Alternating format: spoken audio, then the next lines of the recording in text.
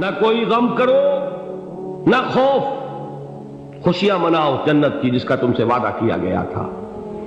اللہ کی ربوبیت پر اطمینان جب انسان کو ہو جاتا، میرا رب اللہ ہے، ربی اللہ، انسان کے لیے نہ کوئی کھٹکا، نہ کوئی خطرہ، نہ کوئی خوف، نہ کوئی حزن۔ جو کچھ ہو رہا ہے کس کے اذن سے ہو رہا ہے؟ اللہ کے اذن سے۔ اللہ کے اذن کے بغیر پتہ تک نہیں ہلتا۔ یہ کوئی اندھا بہرا مادہ نہیں ہے جس سے مجھے کوئی خوف ہو۔ اندھا بھینسا چلا رہا ہو اس سے تو ڈرنے کا ہر انسان کو ڈرنا چاہیے، نہ معلوم کس کو ٹکر مار دے، لیکن نہیں، اس کائنات کو چلانے والا ایک سمیع و بصیر خدا ہے۔ وہ جو میرا دوست ہے، میرا ولی ہے، اللہ ولی الذین آمنوا یخرجہم من الظلمات الی النور۔ اللہ اہل ایمان کا ولی ہے، ساتھی ہے، پشت پناہ ہے، مددگار ہے، حمایتی ہے۔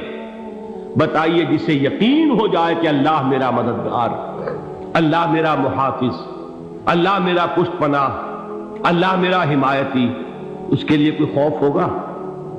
اس سے کوئی ڈر ہوگا؟ میں مثال دیا کرتا ہوں ایک بہت سادہ، پنجاب کے دیہات کی۔ تو بڑا چودھری ہے اور کوئی غریب کسان ہے۔ اس غریب کسان کے جانوروں کو ہر وقت اندیشہ ہوگا چوری کا، کوئی میری بھینس کھول کر نہ لے جائے، کوئی میرا بیل کھول کر نہ لے جائے۔ لیکن جس کے بارے میں یہ سب کو معلوم ہو کہ وہ جو بڑا چودھری ہے وہ اس کا دوست ہے، اس کی بچیا کو کوئی خوف ہوگا؟ اس کی بھینس پر کوئی ہاتھ ڈالے گا؟ اسے کوئی اندیشہ ہوگا؟ نہیں۔ کیوں؟ کہ وہ بڑا چودھری، بڑا اس کا یہاں کا سردار، جاگیردار، سب کو معلوم ہے وہ میرا دوست ہے، کوئی میرے خلاف اقدام نہیں کر سکتا۔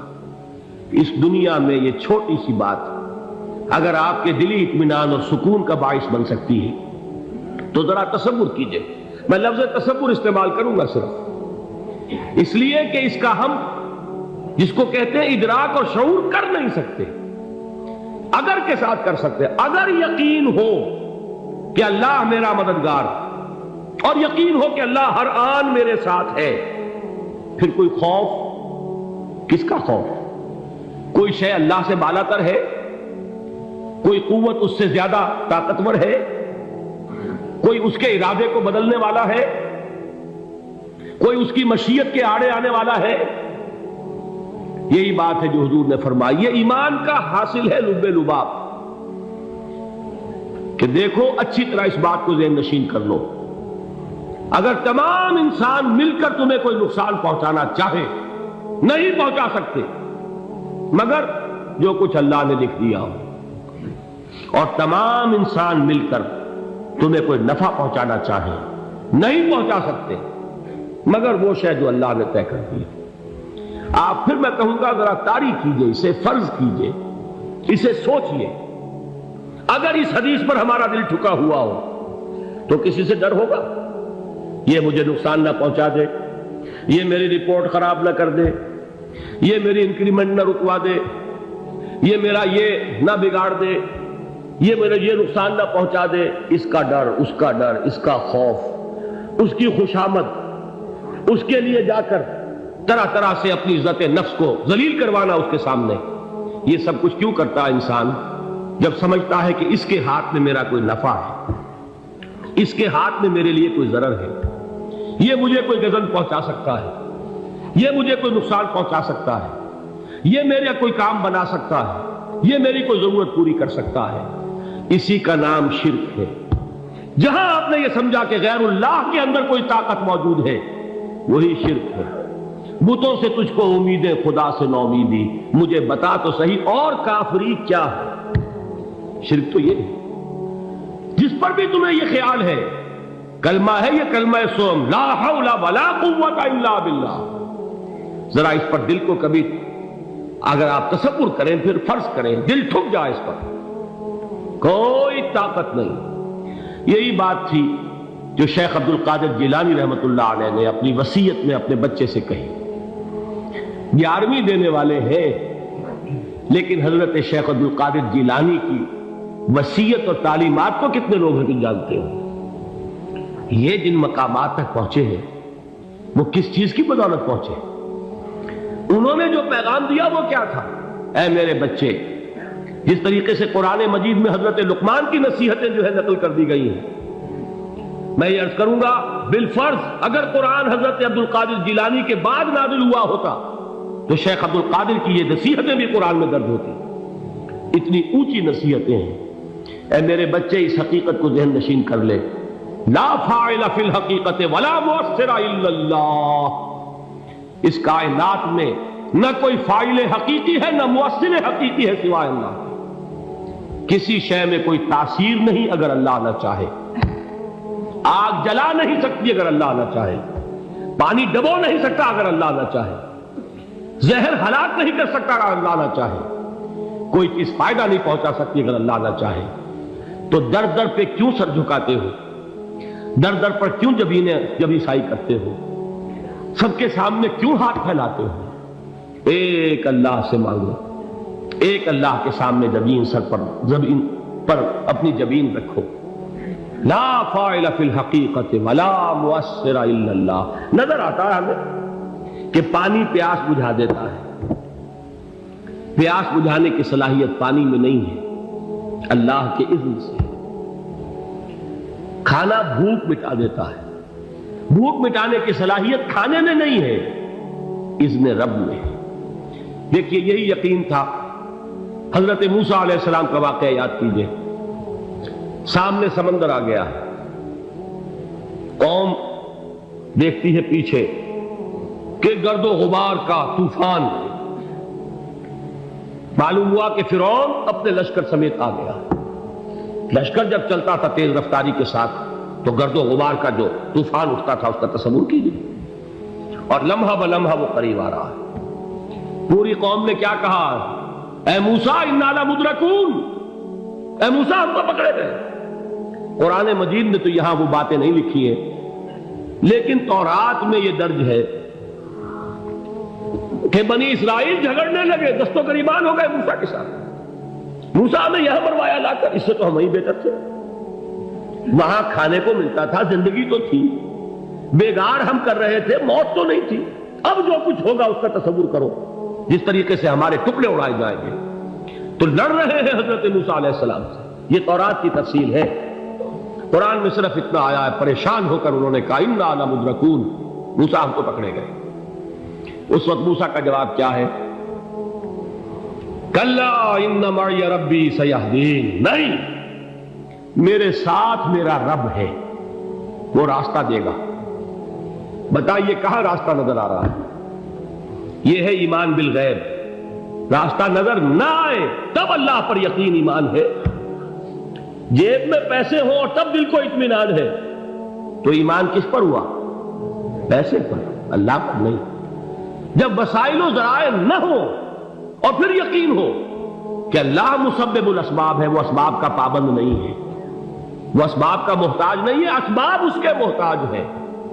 اگر یہ یقین ہے تو اللہ پر ایمان ہے، یہ نہیں ہے تو تمہارا ایمان اسباب پر ہے، وسائل پر ہے، ذرائع پر ہے، مادیات پر ہے، اللہ پر نہیں۔ اس وقت کہاں راستہ تھا؟ کوئی راستہ تھا؟ سمندر ہے اور ادھر سے لشکر آ گیا ہے۔ کلا ان معی ربی سیہدین۔ اب دیکھیے ایمان کہہ دینا آسان ہے، ہوا معکم اینما کنتم، جہاں کہیں بھی تم ہوتے ہو اللہ تمہارے ساتھ ہوتا ہے، لیکن اس کا یقین قائم ہو جائے تو زمین و آسمان کا فرق واقع ہو جائے۔ یہی بات ہوئی حضور کے ساتھ۔ غار ہے، چھپے ہوئے ہیں محمد رسول اللہ اور آپ کے وہ یار غار ابو بکر صدیق رضی اللہ تعالی عنہ۔ اقبال نے حضرت ابو بکر کی شان میں چند اشعار کہے صرف، لیکن واقعہ یہ ہے کہ بھاری بھاری نظموں پر اور قصیدوں پر بھاری ہے، طویل ترین نظمیں اور قصیدے ہوں ان پر بھاری ہے۔ ہمتیں ابو بکر کی ہمت جو ہے، کشت ملت را جو ابر، جیسے بارش سے کھیتی اپجتی ہے، ابو بکر کی ہمت اور عزیمت اس امت کو اسی طرح سینچنے والی ہے۔ ثانیے اسلام و غار و بدر و قبر، وہ دوسرے تھے اسلام میں، دوسرے پہلے کون تھے؟ انا اول المومنین، حضور فرماتے سب سے پہلا ایمان لانے والا میں، دوسرے ابو بکر۔ ویسے ہمارے ہاں یہ چلتا ہے اختلاف، حضرت علی پہلے ہیں کہ حضرت ابو بکر پہلے ہیں، لیکن اس میں بڑی خوبصورت تطبیق قائم کی ہے علماء نے، اور بہت صحیح ہے۔ چار کے بارے میں فیصلہ ہی مت کرو کہ کون پہلے، ان کی ایک عجیب تقسیم کر دی ہے۔